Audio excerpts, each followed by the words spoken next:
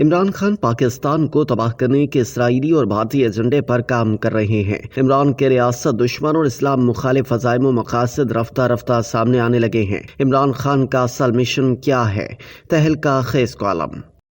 Column نگار شکیل انجم اپنے تازہ کالم میں لکھتے ہیں کہ پاکستان کو تباہ کرنے کے اسرائیلی اور بھارتی ایجنڈے پر کام کرنے والے عمران خان نے دعویٰ کیا تھا کہ میں آپ کو لکھ کر دیتا ہوں کہ یہ بھی تباہ ہوں گے، فوج سب سے پہلے تباہ ہوگی اور پاکستان کے 3 حصے ہوں گے۔ سیاسی تجزیہ کار کہتے ہیں کہ یہ حقیقت تسلیم کرنے میں دو رائے نہیں ہونی چاہیے کہ عمران خان پاکستان دشمن ایجنڈے پر پاکستان میں سیاست کر رہے ہیں اور ان کی سیاست اور مذہبی عقائد پر آنکھ بند کر کے لبیک کہنے والی گمراہ نسل جانے یا انجانے میں ان کا ہر بیانیہ تسلیم کرنے کے لیے تیار رہتے ہیں، اور یہ بات درست ہے۔ اجتماع سے خطاب یا انٹرویو کے دوران وہ مزاح یا سنجیدگی کے رنگ میں اس خوبصورتی کے ساتھ کوئی ملک دشمن یا اسلام مخالف بات کر جاتے ہیں جو اس پاکستان دشمن ایجنڈے کو عیاں کرنے کے لیے کافی ہوتا ہے، جسے عوام و خواص تک پہنچانا ان کی ذمہ داری ہوتا ہے۔ لیکن اگر ذرائع ابلاغ کی جانب سے اس پر اعتراض کیا جائے تو انتہائی مہارت کے ساتھ اسے ماننے سے مکر جاتے ہیں، اور یہی غیر اخلاقی اور غیر مذہبی عمل ان کی سیاست کی بنیاد تصور کیا جاتا ہے۔ کالم نگار تجزیہ پیش کرتے ہوئے مزید لکھتے ہیں کہ سیاست کی آڑ میں ریاستی اداروں اور مذہبی عقائد کی حرمت و توقیر کو نشانہ بنانا،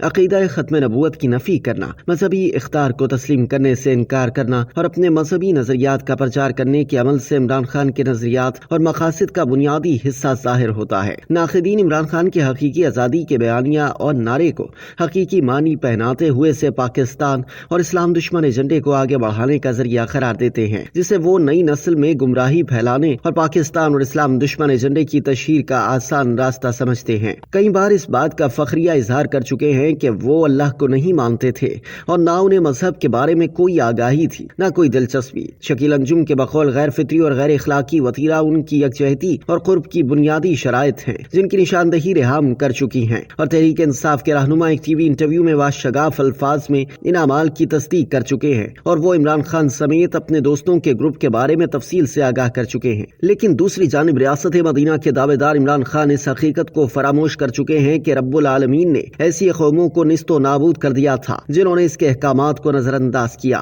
ان کا تمسخر اڑایا اور بے رہروی اور گمراہی کو عام کیا۔ کالم نگار بانی پی ٹی آئی کے بارے میں مزید لکھتے ہیں کہ عمران خان کی یو ٹرن کی ناکام پالیسی نے ایک طرف تو عمران خان کا اصل چہرہ بے نقاب کر دیا، دوسری جانب ان کے ریاست دشمن اور اسلام مخالف عزائم اور مقاصد رفتہ رفتہ سامنے آنے لگے ہیں جن کی تردید ممکن نہیں، کیونکہ ان کے شواہد اور ثبوت جگہ جگہ بکھرے پڑے ہیں۔ القاعدہ کے سربراہ کو شہید کا درجہ دینے والے عمران خان نے پاکستان کی سلامتی کے لیے اپنی جانوں کا نذرانہ پیش کرنے والے شہیدوں کو کیسے کیسے بے توقیر کیا۔ ملک دشمن ممالک کے ایجنڈے کے تحت پاکستانی فوج اور ان سے محبت کرنے والے عوام کی اعصاب کو توڑنے کے لیے شہیدوں کی یادگاروں کو تباہ کیا، ان کے مجسموں کی توڑ پھوڑ کی اور انہیں سڑکوں پر گھسیٹ کر پاکستانی افواج سے نفرت کا اظہار کیا۔ 9 مئی کو شہیدوں کی یادگاروں کے ساتھ اس قدر توہین آمیز سلوک تو پاکستان کے بدترین دشمن بھارت کو پسند نہیں آیا۔ اس زمن میں بھارتی ٹی وی کے دفاعی تجزیہ کار میجر ریٹائرڈ گورو آریہ نے فوجی ہونے کے ناطے 9 مئی کو تحریک انصاف کے کارکنوں کی جانب سے شہیدوں کی بے حرمتی کے واقعات کی مذمت کرتے ہوئے کہا، آپ نے کیا جانور پال رکھے ہیں